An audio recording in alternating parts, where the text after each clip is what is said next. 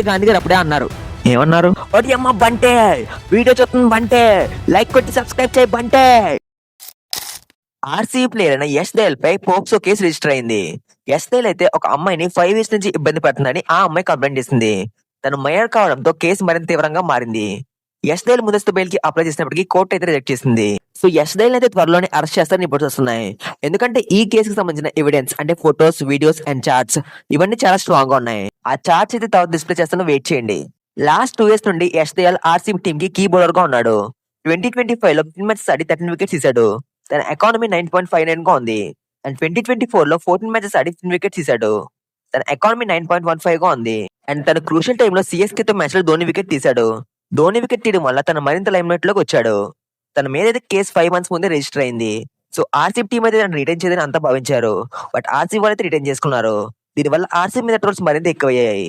యష్ దయాల్ కి రీప్లేస్మెంట్ గా RCB team Umesh Yadav తీసుకోవడానికి ట్రై చేస్తున్నారు.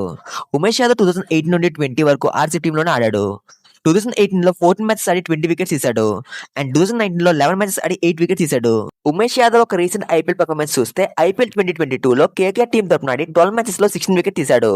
అండ్ 2024 లో జీడీ టీం తరపున ఆడి 7 మ్యాచెస్ లో 8 వికెట్స్ తీశాడు.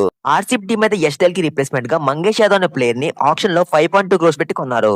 తనైతే యష్ దయాల్ కి పర్ఫెక్ట్ రీప్లేస్మెంట్. ఎందుకంటే ఇద్దరు కూడా లెఫ్ట్ ఆర్మ్ ఫాస్ట్ బౌలర్స్ కాబట్టి. డొమెస్టిక్ లో Mangesh Yadav both bat and ball తో ఎక్సలెంట్ గా పర్ఫామ్ చేస్తున్నాడు. మంగేష్ యాదవ్ డెత్ ఓవర్స్ లో ఎక్సలెంట్ గా యార్కర్స్ వేస్తున్నాడు. అండ్ ఎంపీ టీ20 లీగ్ లో 6 మ్యాచ్ లోనే ఏకంగా 16 వికెట్స్ తీశాడు. డొమెస్టిక్ లో మంగేష్ యాదవ్ కూడా మధ్యప్రదేశ్ టీం కి ఆడతాడు. ఆర్సీబీ కెప్టెన్ పటేదార్ కూడా మధ్యప్రదేశ్ టీం కి ఆడతాడు. సో మంగేష్ యాదవ్ సెలెక్ట్ చేయడంలో రజత్ పటేదార్ రోల్ ఉండొచ్చు. యాక్చువల్ గా యష్ దయాల్ మీద ఒక అమ్మాయి కమెంట్ ఇచ్చింది, అది కూడా మైనర్. కానీ న్యూస్ ఛానల్ లో ఏం చెప్తున్నారంటే తను ఇద్దరు అమ్మాయిని ఇబ్బంది పెట్టాడని. దీనికి సంబంధించిన చార్ట్స్ తో పాటు హోటల్ కి వెళ్ళిన bills and video call recordings కూడా అన్ని ఉన్నాయి. ఆధారాలన్నీ స్ట్రాంగ్ గా ఉన్నాయి కాబట్టి తనకైతే బెయిల్ ని రిజెక్ట్ చేశారు. లీక్ అయిన చార్ట్స్ లో తను ఏమంటున్నాడు చూడండి, కిస్ స్వీటర్ అంటున్నాడు అండ్ రీలాక్స్ కావాలంట. ఈ చార్ట్ లో చూస్తే కిడో అంటున్నాడు, మేబీ మైనర్ గల్ తనే ఉండొచ్చు.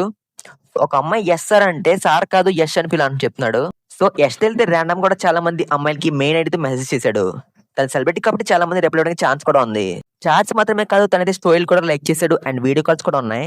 ఇంకో షాకింగ్ విషయం ఏంటంటే కంప్లైంట్ చేసిన అమ్మాయి కాకుండా యష్ దయాల్ కి ఇంకో గర్ల్ ఫ్రెండ్ ఉంది. ఆ అమ్మాయితో కలిసి పిక్స్ కూడా దిగాడు. స్టార్టింగ్ లో యష్ దయాల్ కి ఆ అమ్మాయి సపోర్ట్ చేసింది. తనకి సంబంధించి పోస్టులు అండ్ స్టోరీలు కూడా పెట్టింది. బట్ రీసెంట్ గా అవన్నీ డిలీట్ చేసింది.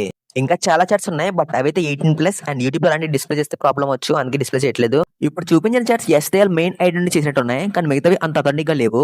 మరి ఈ ఇష్యూ గురించి మీ ఒపీనియన్ ఏంటో కామెంట్ చేయండి. అండ్ వీడియో నచ్చితే లైక్ చేయకుండా పర్లేదు కానీ హైప్ చేయండి. ఛానల్ సబ్స్క్రైబ్ చేయడం కానీ గంట కొట్టండి. మీ ఛానల్లో వీడియోస్ చాలా బాగున్నాయండి, సబ్స్క్రైబ్ చెయ్యండి.